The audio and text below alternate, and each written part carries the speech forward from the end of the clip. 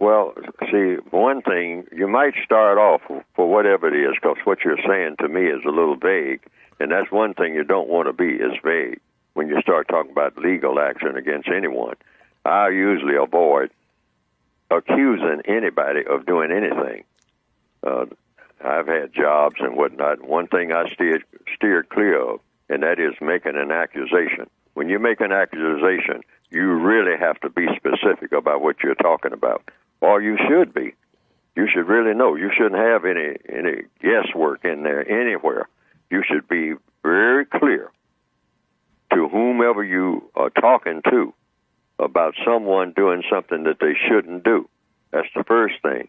You have to be very specific about this person is doing something that shouldn't be done ever to anybody, anywhere. And these are the things. You should be able to list the things that are being done. You shouldn't be vague at all, saying the person is playing games. That's too vague. So you stay away from making accusations. What you do is list the things that are being done that you don't think should be done because it's non-just, because it's incorrect, because you're being mistreated, and be able to say, 1, 2, the person is doing this, number 1, and doing this, number 2, or that somebody is doing these things.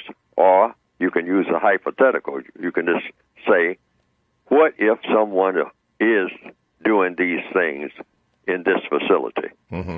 And what should be done about it if that person is doing these things? That would be the approach that I would use. Put everything in the form of a question. Don't accuse anybody specifically of doing anything.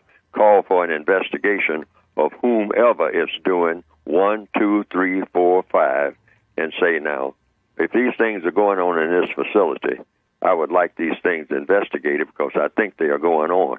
Let somebody else find out who's doing it. But see, a lot of places, that's why I usually speak of the 5th and 14th Amendment within the Northwestern Hemisphere. Okay.